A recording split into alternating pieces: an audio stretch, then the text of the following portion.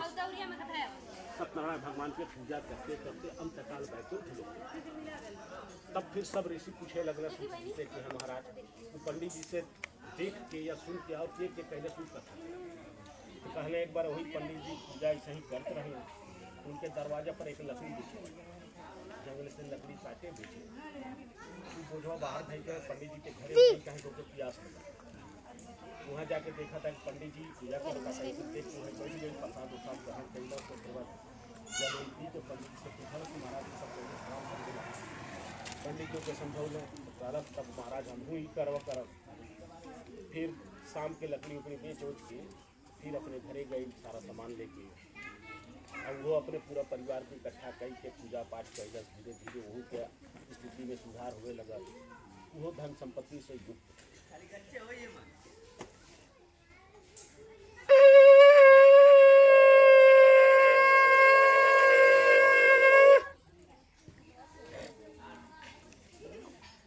आदमी खाली अपन गलत रास्ता सुधार ले में तो हर आदमी इतना कमाता आज क्योंकि कोनो कमी नहीं, लेकिन हर आदमी 100 में 90 के रास्ता चला।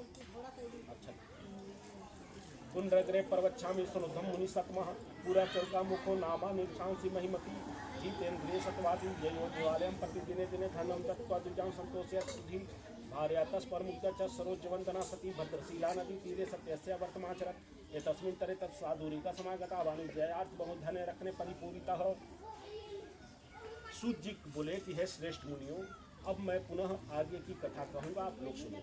प्राचीन काल में उल्का मुख नाम का एक बड़ा राजा था। वह जितेंद्रिय था, सत्यवादी था और अत्यंत बुद्धिमान भी था। वह विद्वान राजा प्रतिदिन देव स्थानों में जाता, पूजा पाठ करता। अब बाहर निकलकर गरीबों को, जरूरतमंदों को धन दान देकर संतुष्ट करता। कमल के समान मुख वाली उसकी धर्म पत्नी थी। एक दिन वह राजा अपनी पत्नी के साथ भद्रशीला नाम की एक नदी के तट पर सत्यनारायण भगवान का पूजन करता। उसी समय नदी के रास्ते बहुत से नौका पर व्यापार का सामान लेकर एक साधु नाम का बनिया वहां तक पहुंचा और राजा के पास नौका ठहरा। राजा के पास गया और उनको नमस्कार किया, पूछा कि हे महाराज, यह आप क्या कर रहे हैं, कौन सा भगवान का पूजा है, इसको करने से क्या लाभ है? तब राजा बोले कि हे सेठ, यह भगवान सत्यनारायण का पूजा है और यह मैं पुत्र की प्राप्ति की कामना लेकर कर रहा हूँ। तब वह साधु बनिया बोला, महाराज इसका सारा विधान मुझसे कहिए, मैं भी करूँगा क्योंकि मेरे घर में भी कोई संतान नहीं। फिर राजा से सब विधान जानकर वह बनिया व्यापार करने के लिए शहर में चला गया। कुछ दिनों के उपरांत व्यापार से छुट्टी पाकर वह अपने घर आया। फिर अपनी पत्नी, जिसका नाम लीलावती था, उसे संतान देने वाली इस व्रत कथा के बारे में बताया और वही समय मानता कि हे भगवान, हमारे घरे जब कोई संतान उत्पन्न हुई तो हम तुम्हारी यह पूजा जरूर करें। धीरे धीरे समय व्यतीत हुई। कुछ समय के उपरांत उसकी पत्नी लीलावती गर्भवती हो गई।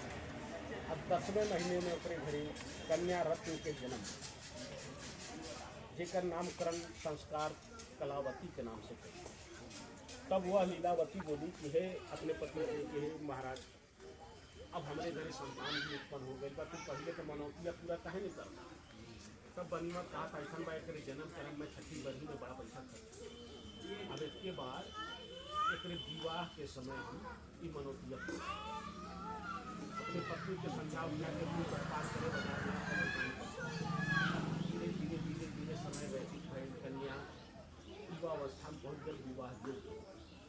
तब अपने कन्या के एक दिन बाजार में टहलते हुए देखकर बढ़िया विचार कर जब तो हमारी कन्या विवाह योग्य।